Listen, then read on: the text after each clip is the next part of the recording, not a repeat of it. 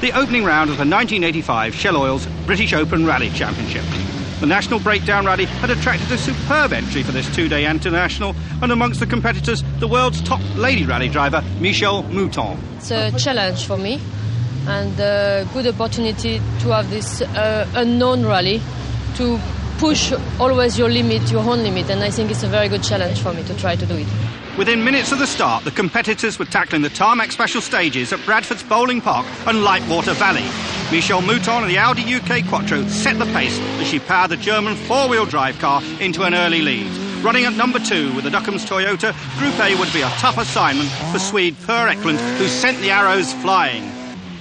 Pentti Ricola had started late with his Group A Opel and was immediately in trouble with a broken fan belt. Next came the more powerful Group B Opel of reigning champion Jimmy McRae. The Scotsman knew that retaining that title would be a tough task. Jimmy's AC Delco Manta was new, and so was his co-driver, Ian Grindrod.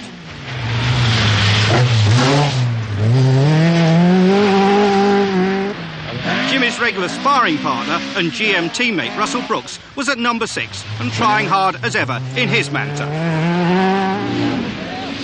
And Malcolm Wilson in his private Quattro was very spectacular indeed. Many fancied Wilson to win this one, and in the opening stages he was just seconds behind the factory car of Mouton.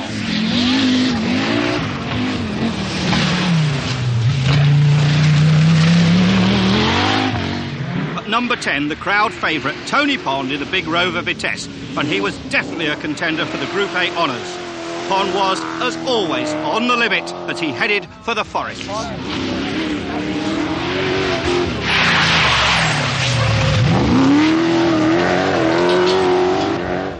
Welshman David Llewellyn, after winning the national title last year, has been promoted to the British Audi team and was motoring very hard on those opening stages. Ireland's Bertie Fisher in his GM Team Opel is away from home territory, but he was another destined to have a very good rally with his regular co-driver Austin Fraser. This is a very surprising Skoda.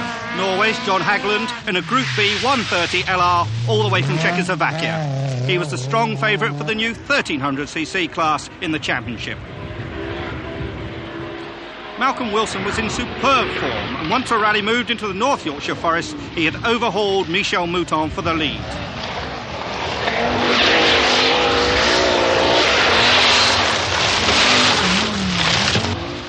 But could Malcolm stay in front around the dusty tracks on the Old Croft race circuit?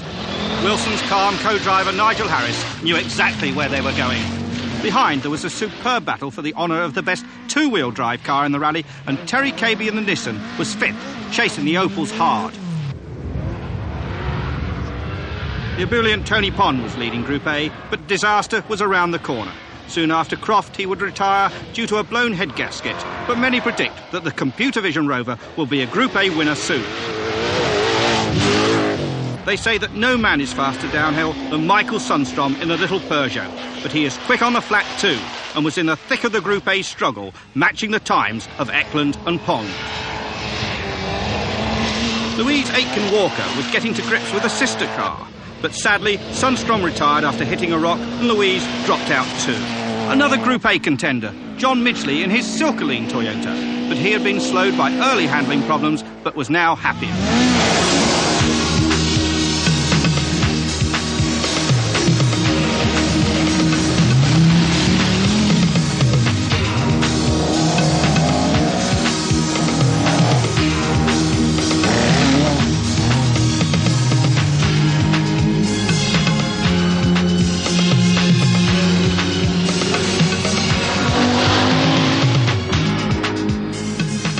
Came up after a tough night, the leaderboard had a new look about it. Still ahead, now by a sizable margin, was Malcolm Wilson. Mouton was out after clouting a rock and breaking the suspension. The morning sun lit up the tired faces of the crews still remaining, but the daunting Dalby Forest was still in front of them. Russell Brooks, with Mike Broad on the maps, was firmly in second place, but unable to challenge, it appeared. But champion McRae was out with a broken oil pump. That man Terry Cabey was still spectacular in the Nissan and was in a strong third position. The Oliver's Mount motorcycle racing circuit on the outskirts of Scarborough, and a big crowd to watch Chris Lord. Tarmac ace Bertie Fisher overshot the tight hairpin, but just scrabbled round. That's more than you can say for Cyril Bolton. Yes, Cyril, the bikes go up the hill, but you don't. We got up to 4th on the 84 R01 rally. At 2 seconds behind Michel Mouton.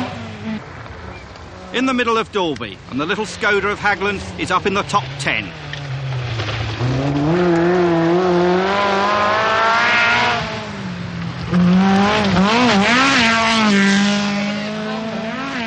But here is Wilson, and he is definitely limping after trouble at Oliver's Mount.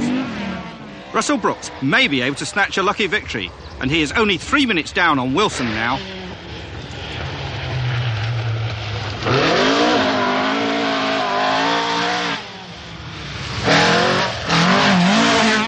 Here is Malcolm Wilson again, and he is definitely in trouble. Look, that escort seems to be catching him up. This is desperate indeed, and the next service at the fire tower in the middle of Dalby will be crucial, where the service crew are still debating what they should do.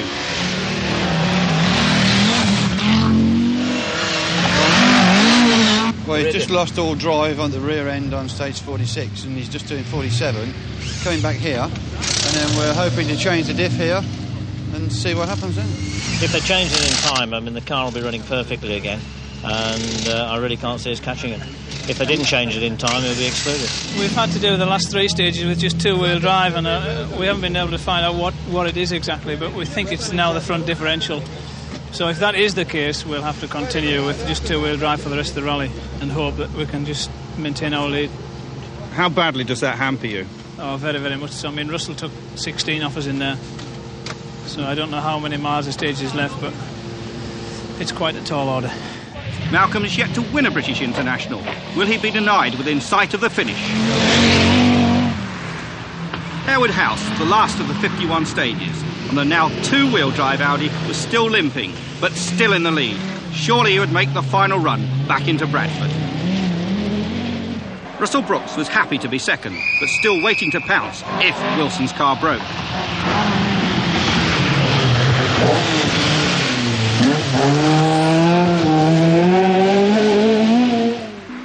After a superb drive, coming home for an excellent third place was Terry Cabey in the Nissan.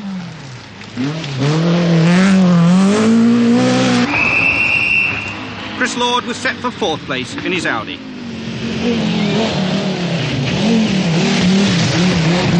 Chris had had a very nice day, thank you. Bertie Fisher slotted into fifth position with his Opel and now looks forward to his home Circuit of Ireland. Group A victor and a superb sixth overall for Per Eklund and his co-driver Dave Whittock.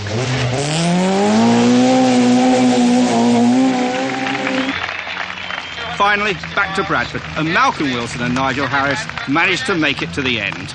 Their first British International win, and the first win by Britain in this tough event for 8 years. At the finish, Malcolm was a mixture of relief and joy as he sprayed the champagne and then told me how he felt. The last 8 stages, it's been fingers crossed, legs crossed, everything crossed. It's been unreal. We've had to do the last 8 stages with just two-wheel drive, and obviously it's quite a handful. We could certainly see you battling there. Did you think you were going to make it? There was a point on the run into the last stage when I thought we weren't, because the gearbox got so noisy. I honestly thought it was going to just explode. Well, it didn't go bang, and Malcolm's wife Elaine rewards him with a victory embrace. Nice one, Malcolm. Can I share this very special moment?